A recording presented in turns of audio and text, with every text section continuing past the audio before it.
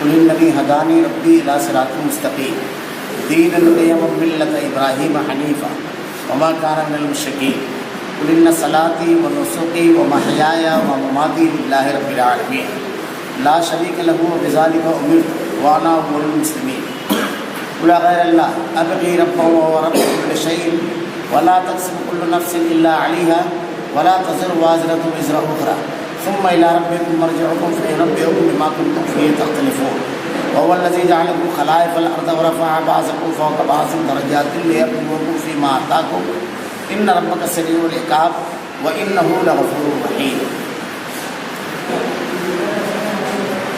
آپ کہہ دیجئے مجھ کو میرے رب نے ایک سیدھا راستہ بتا دیا ہے، وہ ایک دین مستحکم ہے، جو طریقہ ہے ابراہیم علیہ السلام کا، جو اللہ کی طرف یکسو تھے، وہ شرک کرنے والوں میں سے نہ تھے۔ آپ فرما دیجئے بالیقین میری نماز، میری ساری عبادت، میرا جینا، میرا مرنا سب خالص اللہ ہی کے لیے ہے، جو سارے جہان کا مالک ہے، اس کا کوئی شریک نہیں، مجھ کو اسی کا حکم ہوا ہے اور میں سب ماننے والوں میں سے پہلا ہوں۔ آپ فرما دیجئے کیا میں اللہ کے سوا کسی اور کو رب بنانے کے لیے تلاش کروں، حالانکہ وہ ہر چیز کا مالک ہے، اور جو شخص بھی کوئی برا عمل کرتا ہے اس کا بوجھ اسی پر ہے، اور کوئی شخص کسی دوسرے کا بوجھ نہ اٹھائے گا۔ پھر تم سب کو اپنے رب کے پاس جانا ہوگا، پھر وہ تم کو بتلائے گا جس جس چیز میں تم اختلاف کرتے تھے۔ وہ ایسا ہے جس نے تم کو زمین پہ خلیفہ بنایا اور ایک کا دوسرے پر رتبہ بڑھایا، تاکہ تمہیں ان چیزوں میں آزمائے جو اس نے تم کو دی۔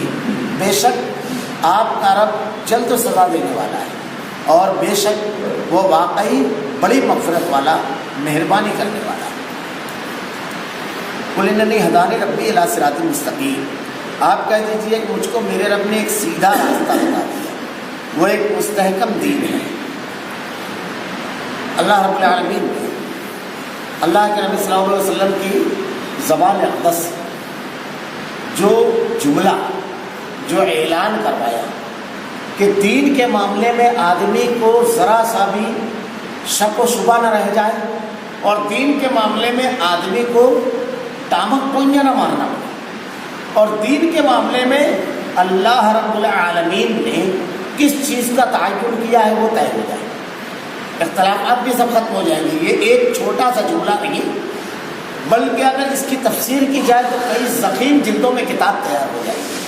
دنیا کے بے شمار سوالات جو انسان کی زندگی میں مختلف مواقع پر اٹھتے ہیں، کبھی فطرت اٹھاتی ہے، کبھی حالات اٹھاتے ہیں، کبھی رسم و رواج اٹھاتی ہے، کبھی لوگوں کی کثرت، کبھی لوگوں کے عمل، کبھی لوگوں کی شخصیت، سارے سوالوں کا بالکل سادے انداز میں اور انتہائی پیارے دل کو چھو جانے والے انداز میں اللہ رب العالمین نے جواب دیا ہے۔ اللہ کے نبی صلی اللہ علیہ وسلم کیا ارشاد فرما رہے ہیں؟ اللہ کے رسول صلی اللہ علیہ وسلم سے اللہ تعالیٰ یہ کہلوا رہا ہے، آپ کہہ دیجئے مجھ کو میرے رب نے سیدھا راستہ بتا دیا۔ سب سے پہلی چیز، ہدایت دینے والی ذات کس کی ہے؟ اللہ رب العالمین کی۔ اسی لیے اللہ کے نبی صلی اللہ علیہ وسلم روزانہ صبح دعا کرتے تھے، اللہم انی اسألک الہدی، اے اللہ مجھ کو ہدایت دے۔ اللہ رب العالمین ہی کی ذات ہے ہدایت دینے والی۔ انک لا تہدی من احببت ولکن اللہ یہدی من یشاء لیس لک من الامر شیء۔ اللہ کے نبی صلی اللہ علیہ وسلم سے کہا گیا کہ آپ کو اس کا اختیار نہیں۔ ابو طالب کے بارے میں آپ بہت فکر مند تھے اور چاہتے تھے سب ہدایت پر آ جائیں، تو ہدایت دینا اللہ کا کام ہے، اس لیے ہدایت اسی سے مانگنا چاہیے۔ اب اللہ رب العالمین نے اللہ کے نبی صلی اللہ علیہ وسلم کے بارے میں ارشاد فرمایا کہ ووجدک ضالا فہدی، ہم نے تجھ کو اپنی راہ میں سرگردہ پایا، یعنی راہ کی تلاش کرنے والا۔ سورہ زحا میں اللہ نے ارشاد فرمایا، اللہ کے نبی صلی اللہ علیہ وسلم غار ہیرا میں جا کر کے جو بیٹھتے تھے، کچھ توشہ وغیرہ لے کر چلے جاتے تھے، ستو اور پانی، تو آپ یہی سوچتے تھے کہ مجھ کو کس نے پیدا کیا، کیوں پیدا کیا، میری زندگی کا مقصد کیا ہے، کیونکہ آپ کو شرکوں سے نفرت تھی، بدعات اور خرافات کی رسم و رواج جو اس سے نفرت تھی، وہ حقیقی مقصد حیات کی تلاش میں تھی۔ اللہ تعالیٰ نے بڑے پیارے انداز میں اس کو بیان کیا، ووجدک ضالا فہدی، ہم نے تجھ کو اپنی راہ میں سرگردہ پایا، اپنی راہ کا متلاشی پایا۔ تو پھر اس کے بعد اللہ رب العالمین نے آپ پر وحی نازل کی، تو اللہ کے نبی صلی اللہ علیہ وسلم کی زبان اقدس سے یہ کہا جا رہا ہے میرے رب نے ایک سیدھا راستہ بتا دیا، صراط مستقیم۔ اللہ کے نبی صلی اللہ علیہ وسلم سے زیادہ ہدایت یافتہ کوئی ہے؟ اللہ تعالیٰ نے قیامت تک ہر انسان کے لیے ان کو اسوہ اور نمونہ بنایا ہے، اور جتنے بھی انبیاء ہیں وہی ذکر اللہ میثاق النبیین، ہم نے ہر نبی سے یہ وعدہ لیا کہ اگر آپ کے سامنے اللہ کے نبی تشریف لائیں گے تو آپ ان کی تائید کریں گے۔ اللہ رب العالمین نے یہود و نصارہ سے بھی یہ وعدہ لیا ان کی کتابوں کے اندر، لیکن وہ مکر گئے ہر کسی سے، تو اللہ رب العالمین نے سب سے وعدہ لیا۔ اللہ تعالیٰ نے آپ کو اسوہ اور نمونہ بنایا، آپ پوری دنیا کے لیے ہادی رہبر اور رہنما بنائے گئے۔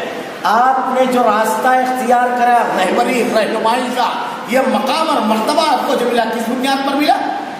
اللہ نے آپ کو ہدایت دی، اور اللہ نے آپ کو ایسی شریعت دی کہ آپ پوری دنیا کے پیشوا ہو گئے، پوری دنیا کے رہبر اور رہنما ہو گئے۔ تو ہم کو دنیا کی رہبری اور رہنمائی چاہیے، صراط مستقیم چاہیے، تو ہم کو کیا لینا ہے؟ اللہ تعالیٰ کہہ رہا ہے مجھ کو میرے رب نے ایک سیدھا راستہ دیا، صراط مستقیم اللہ کا دیا ہوا ہے، بندوں کا نہیں، اللہ کا دیا ہوا ہے۔ یہ بالکل واضح اللہ تعالیٰ فرما رہا ہے، اور ہر نبی کی بات اگر آپ دیکھیں گے تو ہر نبی نے یہی بات کہی۔ حضرت یعقوب علیہ السلام کا جب آخری وقت آیا تو قرآن کے الفاظ ہیں وَوَصَّىٰ بِهَا ابراہیم بنیہ وَیعقوب، حضرت یعقوب علیہ السلام نے اپنے اہل خانہ کو جمع کیا، اور سب کو جمع کرنے کے بعد کہا، کیا کہا؟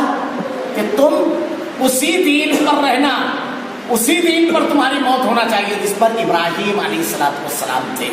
تو اللہ رب العالمین کا بتایا ہوا وہ ایک مستحکم دین ہے، مضبوط۔ اللہ رب العالمین نے اس کو نازل فرمایا، قیامت تک اس کی حفاظت کی ذمہ داری ملی۔ اِنَّا نَحْنُ نَزَّلْنَا الذِّكْرَ وَإِنَّا لَهُ لَحَافِظُونَ، ہم نے اس ذکر کو نازل کیا اور ہم اس کی حفاظت کریں گے۔ تو جو محفوظ صراط مستقیم چاہتا ہے وہ اللہ کے نازل کرتا احکامات کی طرف رجوع کرے۔ اب کس طرح رجوع کرنا ہے؟ کیسے رجوع کرنا ہے؟ حالات کو دیکھتے ہوئے، کسی کی فکروں کو دیکھتے ہوئے، کسی کی تشریح کو دیکھتے ہوئے، کسی کی شخصیت کو، باپ دادا کو نہ۔ کیا کہا اللہ رب العالمین نے؟ جو طریقہ دیناً قیما ملت ابراہیم حنیفہ، جو طریقہ حضرت ابراہیم علیہ السلام کا تھا، جو اللہ کی طرف یکسو ہو گئے، حنیف، یہ جو جملہ ہے اللہ رب العالمین نے حضرت ابراہیم علیہ السلام کو کئی مقامات پر کہا حنیف۔ حضرت ابراہیم علیہ السلام کو اکیلے کہا ان ابراہیم کان امہ، اکیلے ابراہیم علیہ السلام کو امت کہا۔ حضرت ابراہیم علیہ السلام کو کل المسلمین کہا، کیونکہ جب آپ کو کہا تھا اسلم، تسلیم کرو، تو انہوں نے کیا کہا کہ قال اسلمت لرب العالمین، اے میرے رب میں مسلمان ہوا اور تسلیم کیا۔ حنیف کہا جاتا ہے ساری طرف سے نظریں ہٹا کر کے، یعنی کسی بھی طرف ایک ذرا سا رائے کے برابر بھی نظریں نہ ہو، یکسو ہو جانا اللہ کی طرف۔ کیسے حضرت ابراہیم علیہ السلام یکسو ہوئے؟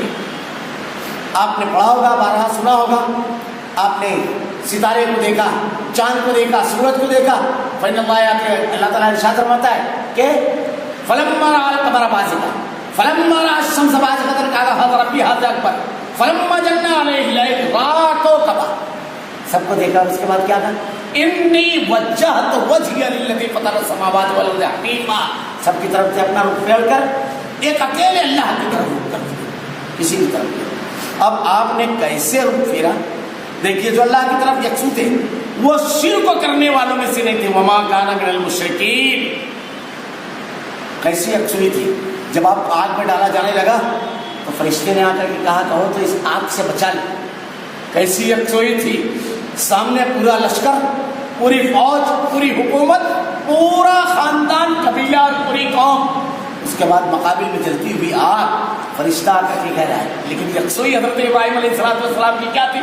حسبنا اللہ و نعم الوکیل، میرے لیے اللہ کافی ہے، اب مجھے کسی سہارے کی ضرورت نہیں ہے، اب میں مشکل میں آیا ہوں تو بچانے والی ذات اس کی ہے۔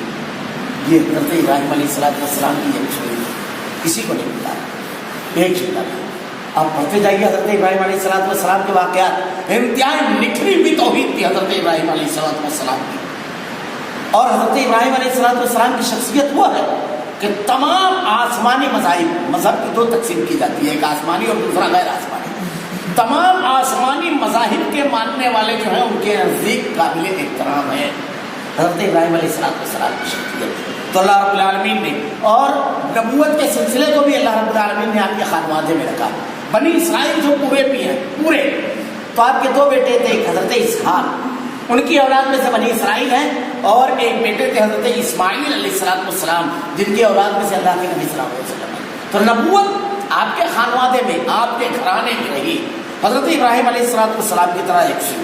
اب صرف یہ نہیں کہ عقیدہ اور منہج ایسا کہ جب مشکل آئی تو اسی کو پکارا، جب ضرورت آئی تو اسی کو پکارا، جب بھی زبان کھلی مانگنے کے لیے تو اسی سے مانگا، جب بھی سر کو جھکایا صرف اسی کے سامنے جھکایا، صرف اسی کے سامنے خالص، ذرا کبھی ملاوٹ نہیں رکھی. اب اس کے بعد اعمال کا معاملہ، اعمال کا معاملہ کیسا تھا؟ یہ عقیدے اور منہج کی بات. میں اکثر کہا کرتا ہوں لا کا مطلب کیا ہے. ہم جو پڑھتے ہیں کلمہ لا الہ الا اللہ محمد رسول اللہ، اس کا مطلب اگر ہم سمجھ لیں میں پوری بات سمجھ میں آ جاتی ہے. کلمے کا آغاز ہے، پہلا جملہ ہے لا نہیں، اس کے بعد ہے الا اللہ، سوائے اللہ کے. یہ زندگی بھر چلتا ہے. ہم بیمار پڑے، لا نہیں ہے کوئی شفا دینے والا الا اللہ، سوائے اللہ کے. ہم کو روزی میں تنگی ہوئی، لا کوئی نہیں ہے روزی دینے والا الا اللہ، سوائے اللہ کے. ہم کو اولاد کی ضرورت ہے، لا نہیں ہے کوئی اس کے سوا اولاد دینے والا.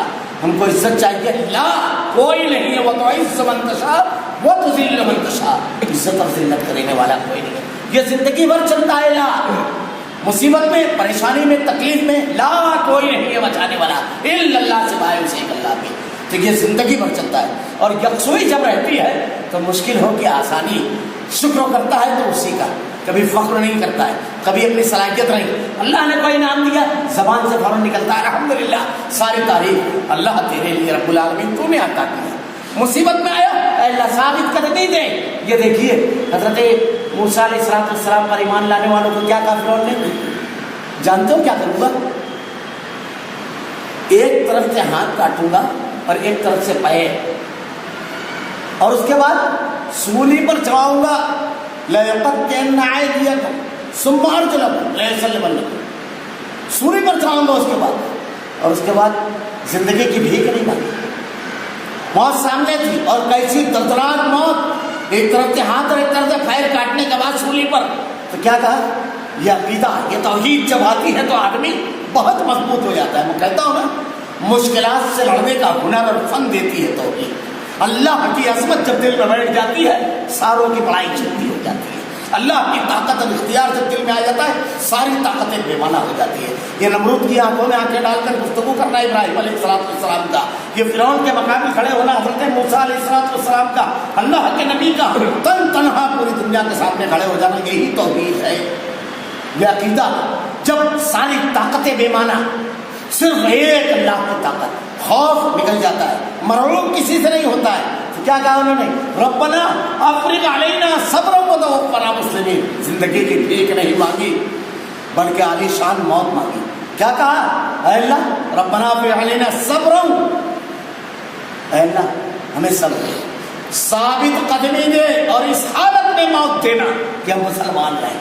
زندگی کی بھیک نہیں مانگتا ہے، مسکراتے ہوئے موت کو گلے لگاتا ہے.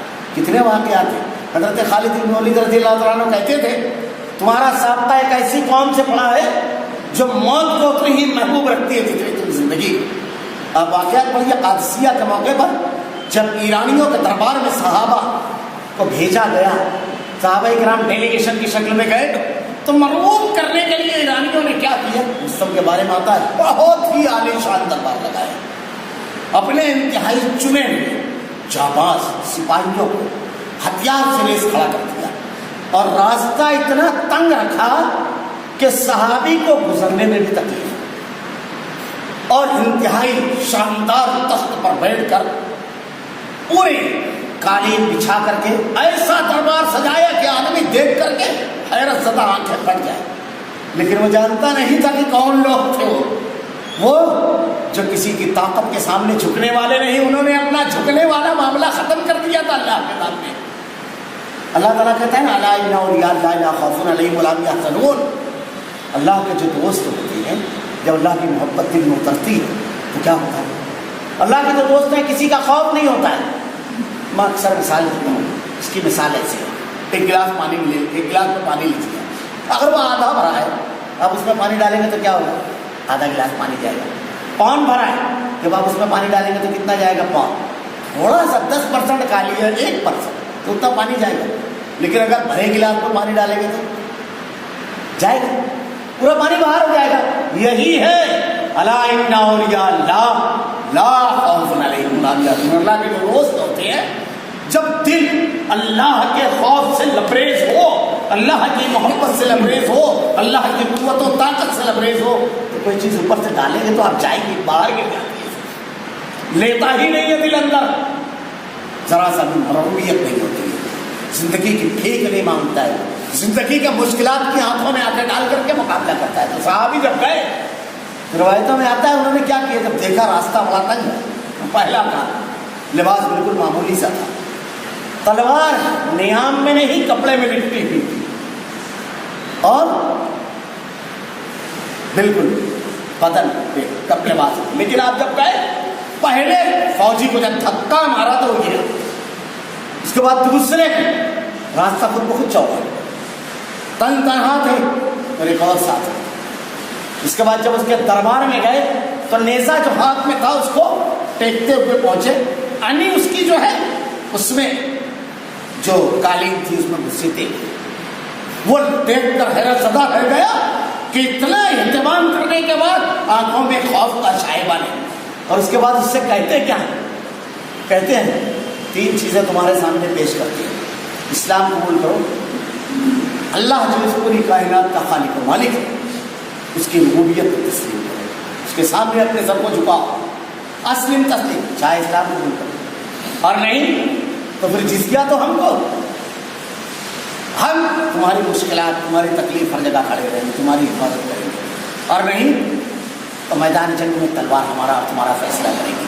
وہ کہتا ہے کہ تم بالکل بے سہارا بدو تہذیب و تمدن سے ناشنا، یہ چتھڑوں میں لپٹی ہوئی تلواریں، اور اس لباس میں ہمارے پاس آئے ہو اور ہم سے جزیہ طلب کرتے ہو، ہم کو میدان جنگ میں للکارتے ہو. جانتے ہو کس سے مخاطب ہو؟ وہ نہیں جانتا تھا کہ کس سے مخاطب ہے. یہ تو رب کی عظمت دل میں اتار چکے تھے، یہ تو اللہ کی توحید سے سرشار تھے، ان کے دل میں کہاں کسی کا خوف. یہ چھوٹی سی فوج فرشتوں کے لشکر کو جو جانتا ہے، اللہ کی قدرت اور اس کے اختیار اور طاقت کو جو جانتا ہے، اللہ تعالیٰ کے بے شمار لشکری ہیں، ایک لشکری کو چھوڑ دیتا ہے ساری قوتیں ختم ہو جاتی ہیں. فرعون پورے لاہو لشکر کے ساتھ، ایک لشکری اللہ نے پانی کو چھوڑ دیا، ختم ہو گیا. نہیں تو وہی پانی تھا. حضرت موسیٰ علیہ السلام انتہائی بےکس تھے، چل بھی نہیں سکتے، لیٹے ہوئے تھے، ٹوکری میں ڈالا، وہی پانی پر حفاظت لے کر کے گیا حضرت موسیٰ علیہ السلام کو فرعون کے منزل تک، اور وہی پانی تھا جس نے غرقاب کر دیا، کیونکہ اس پر اس کی حکمرانی ہے رب العالمین کی. تو تم سے ایک چھوٹی سی مخلوق کے سامنے نہیں ٹک سکتے. اس کے بعد ایک حرکت دی اس نے، بڑا ذہین ہوتا ہے مومن. مشرک بے وقوف ہوتا ہے، مشرک بزدل ہوتا ہے، مشرک ڈپریشن میں آ جاتا ہے، مشرک شخصیات سے مروب ہوتا ہے. مومن مروب ہوتا ہے، کتنا بھی بڑا آدمی مروب نہیں ہوتا ہے. تو اس نے کیا کیا، مٹی اٹھا کر کے ایک ٹوکرے میں بھری اور ان کے سر پر رکھ دی اور کہا یہ جاؤ. تو فوراً تیزی سے نکلے اور کہا انہوں نے تو خود اپنی مٹی دے دی، ٹوکرے میں بھر کر کے ملک کو خود دے دیا.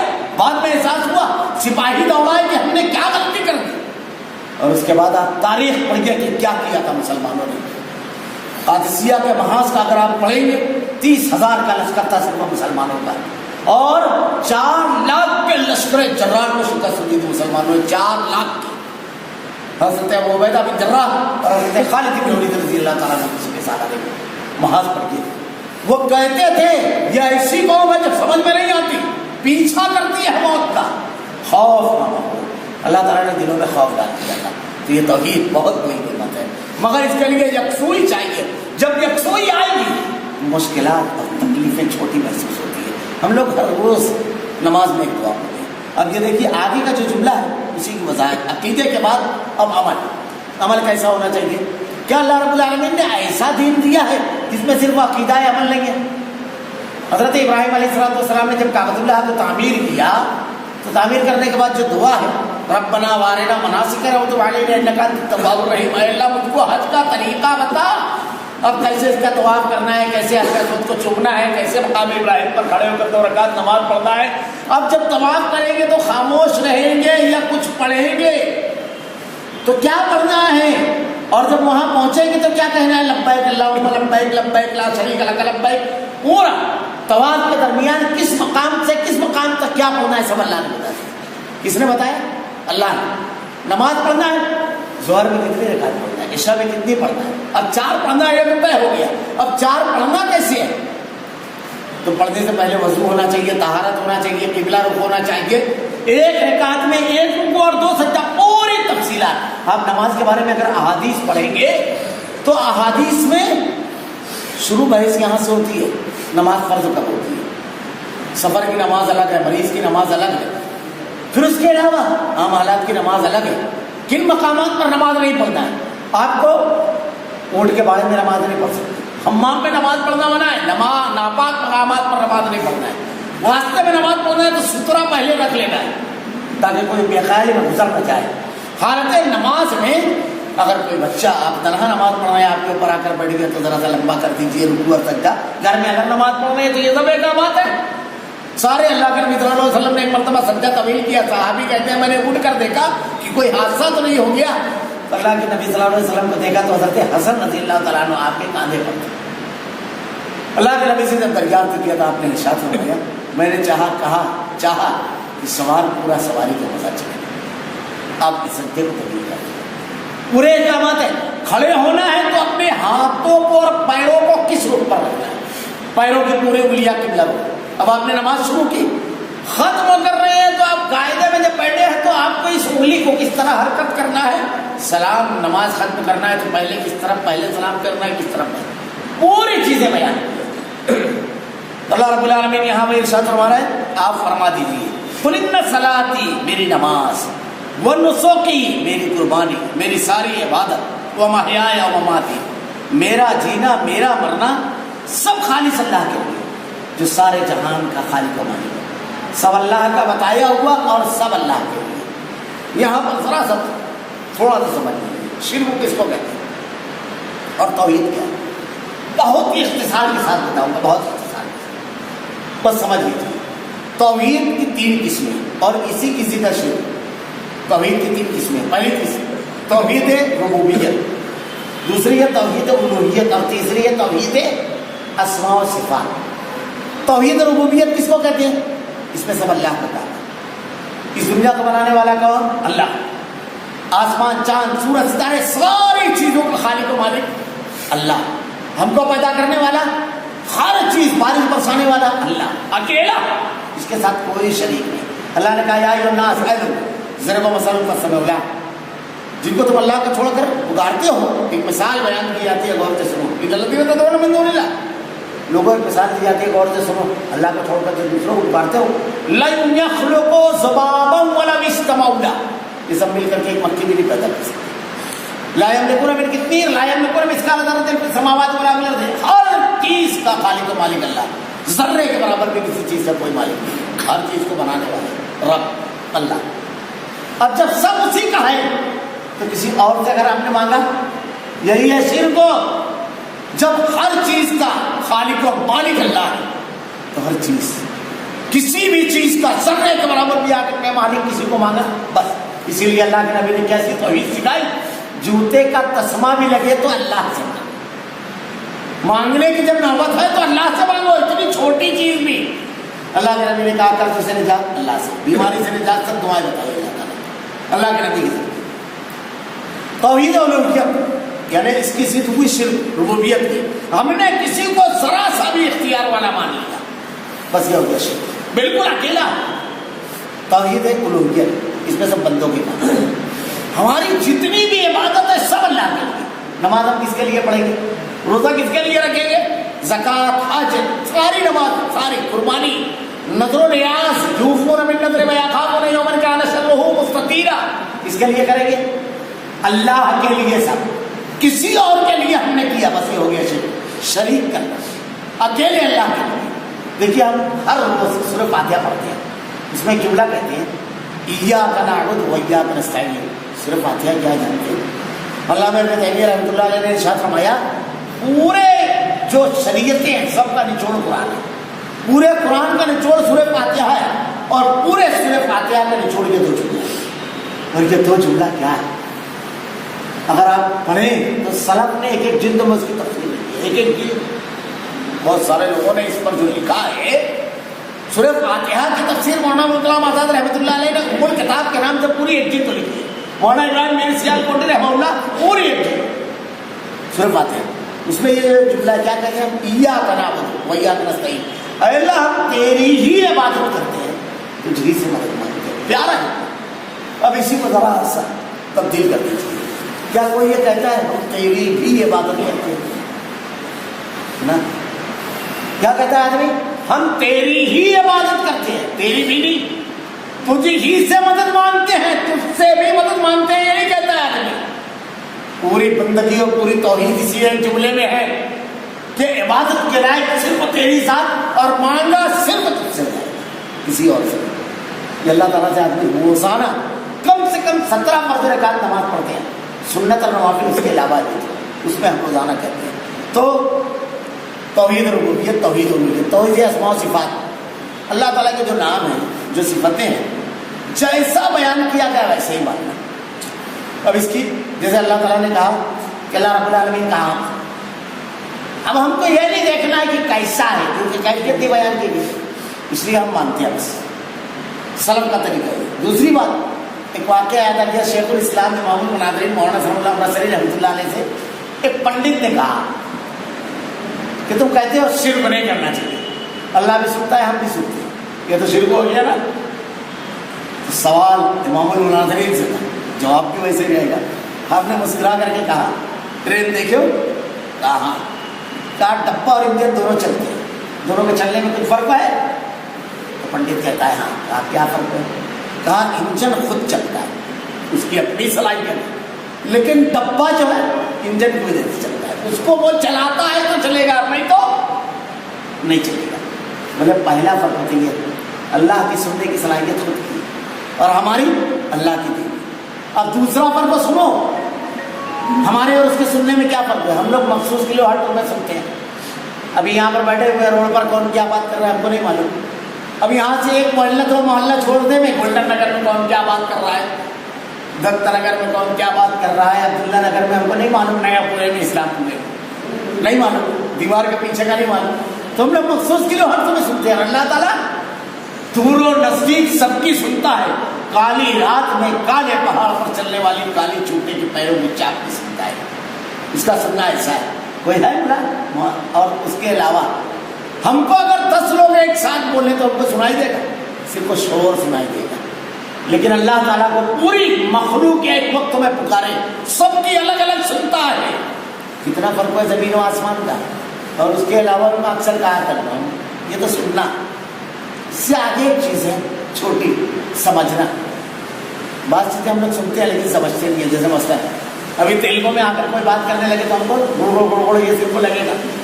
تیلگو, تمل, کرناٹک, کنڑ, یہ 3 زبانیں جو ہیں اس میں تفریق کرنا مسئلہ رہتا ہے. اچھا اس علاقے کا دورہ ہوا تو ہم نے پوچھا تو وہاں کے لوگ بھی ایک دوسرے کی زبان نہیں جانتے. اب ایک آدمی جس کو اللہ کو چھوڑ کر دوسرے لوگ پکارتے ہیں اس کا سب زبان نہیں آتی. اب مراٹھواڑے کا کوئی بولے گا ملا مدد پائیے, اس کو سمجھ ہی نہیں رہا ہے, مانگ رہا ہے کہ دے رہا ہے. کوئی انگریز بولے گا ماں ہیلپ, اس کو سمجھے گا. سب زبان سمجھتی ہے دنیا میں. کسی کو اللہ کو چھوڑ کر تم دوسروں کو پکارتے ہو, اس کو سمجھتا نہیں ہے, دے گا کیا؟ میں مالیگاؤں کا حقیقی واقعہ اکثر بتاتا ہوں, نہیں سمجھتا ہے تو کیا ہوتا ہے. کافی پرانی بات ہے. میں ایک مرتبہ روڈ سے گزر رہا تھا تو اپنے کچھ 15-16 سال کے نوجوان 4-5 2-3 انگریزوں کے پاس کھڑے ہوئے تو ان سے ہنسی مذاق کر رہے. مجھ کو لگا اپنی قوم بڑی ترقی پر چلی گئی, ہمارے بچے انگریزوں سے اس کی زبان پہ بات کر رہے ہیں. تو میں رک گیا, انہیں دیکھنا چاہیے ذرا کیا ہے. جب گیا تو کیا کر رہے تھے جانتے, بڑے ذہین بچے, لیکن ذہانت کبھی کبھی منفی انداز میں جب جاتی ہے تو کیا کرتی ہے, وہ نہ گالیاں میں کرے تھے لیکن چالاک اتنے تھے ہنس ہنس کر رہے تھے. اور وہ انگریز کو کیا سمجھ رہے ہیں, وہ بھی ان کے ساتھ وہ کر پائے. تو نہیں سمجھے نا بھائی, تو یہ ہوتا ہے کہ سامنے والا تعریف کر رہا ہے کہ گالی بک رہا ہے، یہ بھی نہیں سمجھ میں آتا ہے دنیا میں کوئی ایسا جو تمام زمانوں کو جانے؟ اللہ کے علاوہ تم دوسروں کو پکارتے ہو۔ مجھے ایک بات یاد آتی ہے، اسی مسجد کے باہر ایک نامسلم ملا، میں نے کہا اسلام کی دل لگتی ہے، کیا جملہ کہا تھا اس نے؟ بولے میں جدہ میں تھا، ایک مرتبہ ایک مشکل میں پڑا، تو وہ کہتا ہے ہندوستان کا کہتا ہے میرا تو کوئی معبود وہاں تھا نہیں۔ سوچنے لگا میرا تو کوئی معبود نہیں ہے یہاں، کیا کروں؟ مگر بڑی طبیعت بے چین تھی، میں نے یہ کیا، عشاء کی نماز پڑھ کر جب تمام لوگ باہر چلے گئے، ہاتھ میں دھو کر مسجد میں پہنچا اور ہاتھ اٹھا کر دعا کیا ہے دنیا کے بنانے والے میری مشکل کو آسان کر، اور اللہ نے میری مشکل آسان کر دی۔ بس وہی میری دل میں، میں ایسے معبودوں کی کیسی عبادت کروں جو علاقے کے بٹے ہوئے ہیں، ہندوستان کے الگ، پاکستان کے الگ، برما کے الگ، افغانستان کے الگ، ادھر جاؤ پورا بدشت ہے، جاپان وغیرہ کے علاقے، یہ کیا ہو؟ اس پوری کائنات کا خالق و مالک ہے۔ میں اکثر کہتا ہوں یہ اتنے معبود لوگوں نے بنائے، حالانکہ اللہ کے ایک ہونے کی بے شمار توحید اس کائنات کی سب سے بڑی سچائی ہے، شرک اس کائنات کا سب سے بڑا جھوٹ ہے۔ اس لیے توحید کی دلیل ہر ذرے سے دی جا سکتی ہے، کائنات کا ہر ذرہ توحید کی دلیل ہے، ہر ذرہ، وقت نہیں ہے ورنہ میں بتاتا، ہر ذرے سے توحید کا۔ ایک چھوٹی سی مثال، ایک چھوٹی سی پین نکال لی، چشمہ نکال لیا، موبائل نکال لیا، آپ کی جیب میں جو ہے وہ نکال لیا، جیسے نکالیں گے وہ چیز فوراً کہے گی کہ اس کا کوئی نہ کوئی بنانے والا ہے۔ تخلیق اپنے خالق کا خود اعلان کرتی ہے، اتنی بڑی کائنات تم کو یہ نہیں بتاتی کہ اس کا کوئی بنانے والا ہے؟ ہر چیز کہہ رہی ہے کہ اس کا بنانے والا ہے۔ آپ مانتے ہیں یہ اتنا سا ٹول جھاڑ میں ہوگا کیا آسمان سے گرا؟ کسی نے بنایا، مانتے ہیں؟ اتنی بڑی کائنات آپ بن گئی، ہر ذرہ توحید کا اعلان، ہر ذرہ، اور صرف ہر ذرہ اس کا رد کرتا ہے، شرک ہر ذرہ توحید، ہر چیز سے آپ اس کو ثابت کر سکتے ہیں توحید کو، ہر چیز سے اللہ کو۔ تو اس میں ایک دلیل میں اکثر دیتا ہوں، ہم خود اللہ کے ہونے کی بہت بڑی دلیل ہے۔ آپ یہ بتائیے دنیا کے اندر کمپنیاں چیزیں بناتی ہیں، ہر کمپنی کا ماڈل الگ ہے۔ ابھی نوجوانوں کا اگر موٹر سائیکل بتاؤ یہ فلاں کمپنی ہے، فلاں کمپنی، کیوں بھائی؟ ماڈل الگ ہوتا ہے، بلکہ اب تو سال کی سال ماڈل بدلتا ہے، ہر کمپنی کا الگ رہتا ہے۔ جہاں آپ نے پروڈکٹ دیکھا ماڈل بدلا، کمپنی بدل گئی، سال میں بدل جاتا ہے۔ مطلب یہ اعلان ہوتا ہے یہ موبائل سیمسنگ کا ہے، یہ موبائل فلاں کا ہے، یہ موبائل فلاں کا ہے۔ اب یہ بتائیے پوری دنیا کے انسان، عربستان ہو، افریقہ ہو، انگلستان ہو، ہندوستان ہو، ایشیا ہو، یورپ ہو اور جزائر ہو، بر اعظم ہو، ہر جگہ کے انسان کو دیکھیے، سب کو دو ٹانگ، دو ہاتھ، دو آنکھ، دو کان، ایک ناک، ساروں کا ماڈل ایک۔ یہ خود چلا کہہ رہے ہیں کہ پروڈکٹ ایک جگہ کا ہے، اگر الگ ہوتا پروڈکٹ تو بدل جاتے، کہیں 3 ٹانگ کا آدمی ملتا، کہیں 4 ہاتھ کے آدمی ملتے۔ یہ پروڈکشن ایک جگہ کا ہے، ہم خود اللہ کے ایک ہونے کی دلیلوں میں سے ایک دلیل ہے۔ عیسائی بھی وہی، مسلمان بھی ویسا، ہندو بھی ویسا، سکھ بھی ویسا، یہودی بھی، یہ سب کا بنانے والا ہے۔ ہم خود اللہ کے ایک ہونے کی دلیل ہے، اس زمین پر بے شمار دلیل ہے، بات ذرا سا طویل ہو جائے گی۔ تو یہ اسماء و صفات، اللہ جیسا سننے والا ہے ویسا کسی کو مانے، کہ دور نزدیک سب کی سنتا ہے، یورپ اور ایشیا کے لوگوں کی سنتا ہے، ایک ساتھ 10 لوگ اس کو پکارے تو سنتا ہے، بس یہ ہو گیا شرک۔ تو اس کی مخالفت ہے شرک۔ اب اس سب کی دلیلیں ہیں قرآن و حدیث سے، میں نے کہا تھا شعور میں بتاؤں گا، یہ بڑی اہم چیز ہے۔ تو اللہ رب العالمین نے ارشاد فرمایا خالص اللہ کے لیے اس کی عبادت۔ اب اگر ہم نے کعبۃ اللہ کا طواف کیا، اللہ کے گھر کو چھوڑ کر کسی اور کے گھر کا طواف کیا، یہ ہوا شرک ہو۔ اللہ کے لیے جھکے، سجدہ کس کے لیے؟ اللہ کے نبی نے کہا اگر سجدے کی اجازت دینا ہوتی تو، یہاں پر صرف ایک جملہ کہوں گا، بات نکال دوں گا، آگے بڑھ جاؤں گا۔ سجدے کی اگر اجازت دینا ہوتی تو ہم کس کو دیتے؟ بیوی کو شوہر کا۔ اب کچھ لوگوں کو سمجھ میں بات نہیں آئی، انہوں نے کہا سجدے عبادت، کوئی تفریق نہیں کی اللہ کے نبی نے۔ اگر سجدے کی اجازت ہوتی تو بیوی، یہ تفریق وفریق نہیں کی۔ بعض لوگ حضرت آدم کو واقعہ بیان کرتے ہیں، سمجھے ہی نہیں، وہاں اللہ نے حکم دیا تھا، اللہ کے حکم کو مانا، اور اللہ نے کہا کسی اور کے سامنے نہ جھکانا۔ میں تو اکثر ایک جملہ کہتا ہوں، عقیدے کو سمجھ گئے اللہ کے جناب میں جب ہم جائیں تو کہہ سکیں اللہ اس پیشانی میں اتنے سجدے نہیں لا سکا جتنا تیرا حکم تھا، جتنا تیرے انعام تھا رب العالمین، بہت تھوڑے سجدے لایا ہوں اللہ، مگر رب العالمین بے داغ پیشانی لایا ہوں، کبھی کسی اور کے سامنے نہیں جھکایا اللہ، سجدے تھوڑے ہیں پیشانی بے داغ ہے رب العالمین، اب تیرے رحم کی طرف امید اور نظریں اٹھا کر دیکھ رہا ہوں اللہ رحم کرنا، بے داغ پیشانی لے کر جانا، عمل تھوڑا لے کر جانا، لیکن یہ اللہ کے جناب میں کیسے کروں رب العالمین خالص لایا ہوں، کوئی ملاوٹ نہیں ہے، جتنا تیرے نبی نے بتایا جیسا بتایا بس ویسا ہی لے کر آیا۔ یہی چیز یہ دعا ہے تمہیں بیان کی گئی، خالص عقیدہ اور ساری عبادتیں کس کے لیے؟ اکیلے اللہ کے لیے، کسی اور کے لیے نہیں۔ اب ہم کسی کے لیے عبادت نہیں کرتے، دنیا راضی ہو ناراض ہو کوئی پرواہ نہیں ہے۔ اب لا شریک لہ وبذالک امرت وانا اول المسلمین، اس کا کوئی شریک نہیں، مجھ کو اسی کا حکم دیا گیا نبی سب، اور میں سب ماننے والا ہوں، پہلا انا اول المسلمین، بالکل پہلا ہوں۔ اللہ کے نبی نے کہا، سب نے کہا، سارے انبیاء نے یہ بات کہی، میں ماننے والا ہوں اللہ کے ساتھ کوئی شریک نہیں، قل غیر اللہ رب ابغی رب و رب کل شیء، آپ فرما دیجیے کہ میں اللہ کے سوا کسی اور کو رب بنانے کے لیے تلاش کروں، حالانکہ وہ ہر چیز کا مالک ہے۔ ولا تقسم كل نفس الا عليها، جب وہ ہر چیز کا مالک ہے تو اس کو چھوڑ کر کے جس کے پاس کچھ نہیں ہے اس سے مانگو، فقیر ہے سب، یا ایھا الناس انتم الفقراء، اللہ تعالیٰ نے کہا فقیر۔ حضرت موسیٰ علیہ السلام کون تھے معلوم؟ 5 جلیل جو اولو العزم انبیاء ہیں اس میں سے ایک حضرت موسیٰ علیہ السلام، اللہ سے ہم کلام ہوئے، لیکن کیا کہا؟ رب انی لما انزلت الی من خیر فقیر، اے اللہ جو بھی بھلائی تو میری طرف نازل کرے میں اس کا فقیر ہوں۔ میں اکثر کہتا ہوں مشرک بے وقوفی کی انتہا اس کو کیا ہے؟ آپ نے کبھی کسی فقیر کو فقیر سے مانگتے دیکھا؟ بلکہ اگر کوئی فقیر کسی دکان پر کھڑا ہو تو ذرا رک کر ایک ساتھ گئے تو $1 میں 2 نکال دے گئے، تو ذرا رک کر دیکھیے آج تک کسی فقیر جو خود مانگ رہا ہے اس سے کون مانگے؟ فقیر کو بھی اتنی عقل ہے کہ فقیر سے نہیں مانگنا ہے، مشرک اتنا بھی نہیں جانتا۔ اللہ نے کہا یا ایھا الناس انتم الفقراء، سب فقیر، جس کے پاس کچھ نہیں ہے اس سے مانگا، اتنی عقل بھی اس کے اندر نہیں ہوتی ہے، مشرک فقیر سے بھی کما کر لیتا ہے، بے وقوف۔ اسی لیے اللہ تعالیٰ نے کہا صحبت طالب والمطلوب، کتنا بے وقوف ہے جو مانگ رہا ہے اور کتنا کمزور ہے جس سے مانگا جا رہا ہے۔ اللہ تعالیٰ نے اسی لیے کہا وَمَن يَرْغَبُ عَن مِّلَّةِ إِبْرَاهِيمَ إِلَّا مَن سَفِهَ نَفْسَهُ، بے وقوف تو وہی ہے جو ملت ابراہیمی کی پیروی نہ کرے، وہ لوگ بے وقوف۔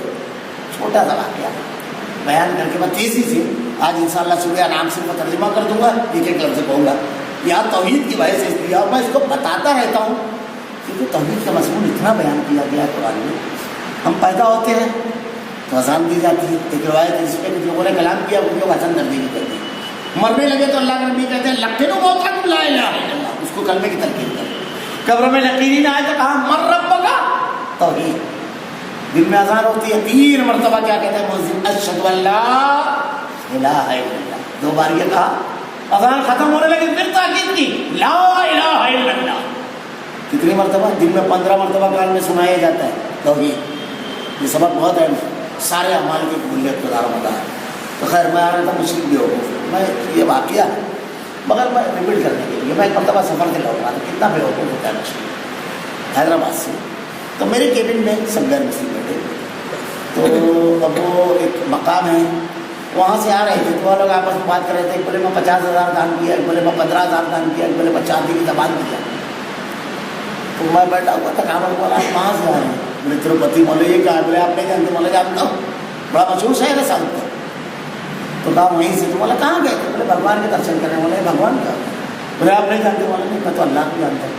بولے جیسے اللہ ہے نا ویسے ہی بھگوان۔ بولے نہیں نا، بہت فرق ہے۔ پھر میں نے ان کے سامنے قرآن کی 2 آیتوں کا ترجمہ پڑھا، اور کسی بھی کے سامنے جب آپ دعوت کا کام کرو، قرآن پڑھو تو زور سے اعوذ باللہ پڑھو۔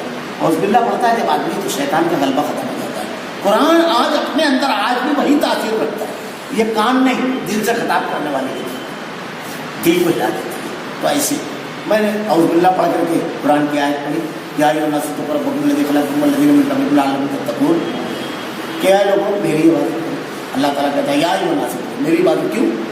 اس لیے کہ میں نے تم کو تم سے پہلے جتنے تھے تمہارے باپ دادا سب کو پیدا کیا، اس لیے اس کی عبادت کرنا ہے، اس نے ہم کو پیدا کیا، صرف وہ پیدا نہیں کیا کیا اللہ جعل لكم الارض فراشا والسماء بناء وانزل من السماء ماء فاخرج به من الثمرات رزقا لكم، اس نے آسمان زمین کو فرش بنایا، آسمان کو صاحبان، آسمان سے بارش برسائی، زمین سے گلہ، یعنی میری ضرورت کی تمام چیزیں اس نے کہاں رکھی؟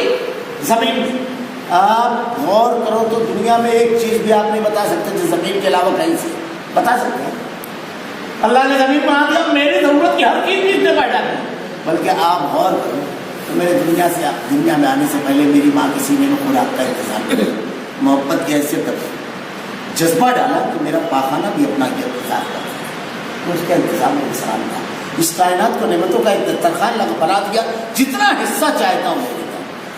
میں نے کہا وہ معاف، اور آج بھی مجھ کو کچھ لگتا ہے تو میں کہتا ہوں اللہ اولاد دے، اللہ مال دے، اللہ سے آپ تو اسی سے مانگتا ہوں۔ جب میں نے پوری بات کر لی تو وہ کیا کہتے ہیں؟ میں نے کہا مشرک بھی حقوق ہوتا ہے۔ بولے بس جس کو تم اللہ بول رہے ہو اسی کو ہم بھگوان بولتے ہیں۔ بولا نہیں، میری بات ہی نہیں سمجھ میں آئی۔ ارے بھائی وہ مجھ کو سب دیتا ہے، ساری چیزیں وہی دیتا ہے، اس کی بیوی ہوا کے بغیر ایک منٹ میں زندہ نہیں رہ سکتا، اور آج بھی اسی سے مانگتا ہوں۔ تم جس کو بھگوان بول رہے تھے تم بولے 50,000 دان کر کے آئے، تم بولے 15,000 دے کے آئے، تم بولے چاندی کی زبان جس کو تم دے کر آئے وہ کیسے کیا؟ میں تو اس کو بتا رہا ہوں جو مجھ کو دیتا ہے، جس سے میں لیتا ہوں۔ 50 والا تھوڑی دیر سوچنے کے بعد مجھے برابر بات ہے، ہم نے کیوں دینا؟ پھر وہ حالا، پھر 15 والا بھی ذرا سا سوچنے لگا، بولے یار ہم کو ملنا چاہیے تو ہم نے کیوں دینا؟ میں یہاں پر صرف ایک جملہ کہوں گا، وہ اس کے بعد میں نے توحید کی کہ اس سے تم کو پیدا کیا۔ دنیا میں کوئی کمپنی مشین بناتی ہے تو کیٹلاگ بناتی ہے، اس کو ایسے یوز کرنا۔ اللہ نے ہم کو پیدا کیا تو ہم کو کیسے زندگی گزارنا یہ وہ جانتا ہے، اس لیے اس نے ہدایت کی تعلیم دی۔ آپ موبائل خریدو 50,000 روپئے کا اور میں خریدوں 1100 روپئے کا، اب آپ مجھ کو دیکھو یہ چارجر لگاتا ہے، پن چالو کرتا ہے، میں 50 والے میں کیوں کروں؟ تاوے میں لے جا کے اس کو گرم کروں گا، میں تو 50 والا موبائل کیا ہوگا جانتے ہیں؟ ایک دفعہ تجربہ کر کے دیکھو، مرسڈیز خرید لو، اب ایک سالی لونا لے کے ایک آدمی پیٹرول پمپ پہ لیا، آپ بولے یہ 3,000 کی لونا میں بھی پیٹرول بھروا رہا ہے، میں بھی ڈلواؤں، میں تو پانی ڈالوں گا۔ دیکھو کیا ہوگا، کمپنی میں جو رول بنایا اس کے باہر گئے کہ گیا سامان، اب اللہ نے تم کو بنایا اس کے رول کے باہر گئے مسائل۔ خیر ایک جملہ صرف یاد ہوگا، یہی توحید سمجھ لیجیے۔ مشرک بیوقوف ہوتا ہے، میں نے کہا نا، اللہ کے اس مرکز مسجد کو چھوڑ کر کے کسی بھی عبادت گاہ کو آپ دیکھو آدمی دے کر آتا ہے، چاہے چڑھاوا، چاہے چادر، چاہے سرنی، کچھ بھی۔ یہ اکیلا مرکز ہے توحید کا جہاں لینے آتا ہے۔ یہ بھی دیکھو مشرک بیوقوف، ایک الگ بحث ہے، بزدلی، بے وقوفی، ثابت قدمی سب ختم ہو جاتی ہے، بزدلی آ جاتی ہے، بے وقوفی آ جاتی ہے، ساری چیزیں ختم ہو جاتی ہیں۔ تو کیا کہا کہ اسی سے مانگوں گا جس کے پاس ہے، جو فقیر ہے اس سے تھوڑی مانگوں گا، جس کا نہیں ہے اس سے مانگوں گا، جس کے پاس ذرے کے برابر بھی نہیں ہے۔ یہاں میں نے کہا ہے تو یہی ہے۔ کہتا ہوں نا 2002 کا فساد میں گیا تھا، ایک 60 سال کے بزرگ، یہ اتنی بڑی تعویذ میں نے، ہم لوگ ریلی بانٹنے گئے، میں نے ساتھیوں سے کہا آپ آگے چلو۔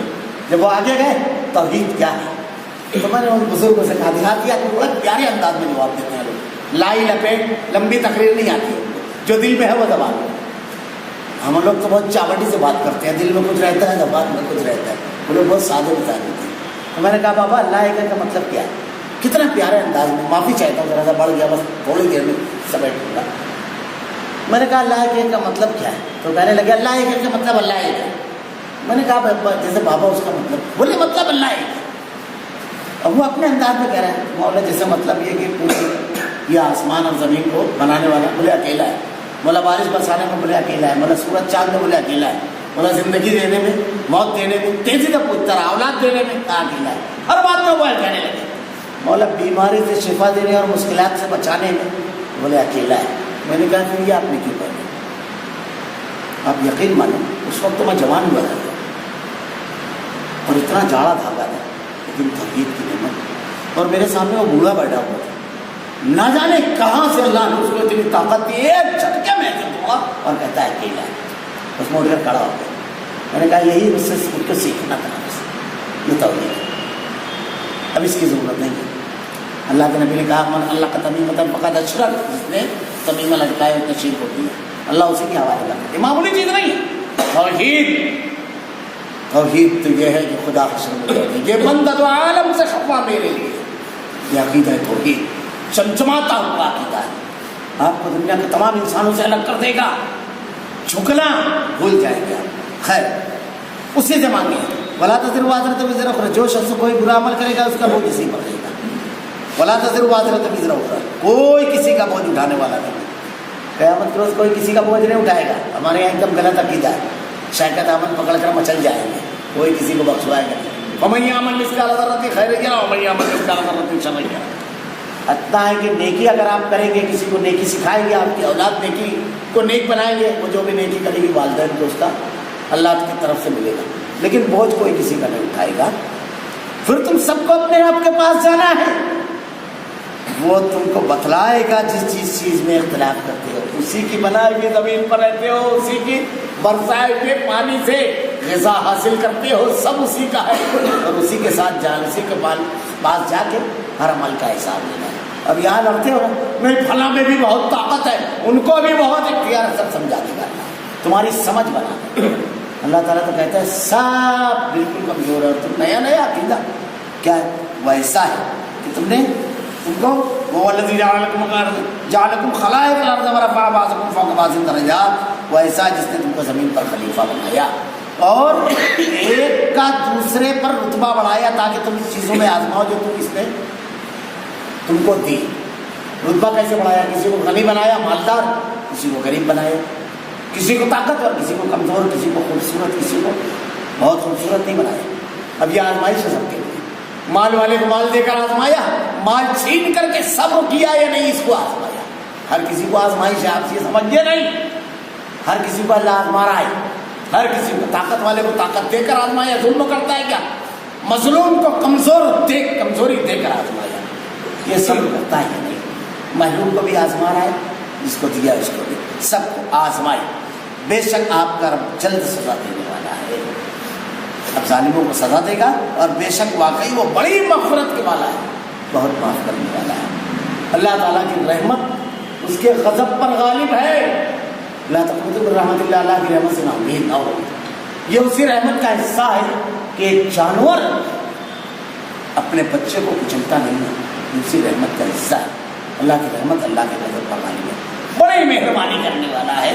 اسی لیے اس رحمت والے مہربان رب کی طرف اپنے آپ کو رجوع کرو.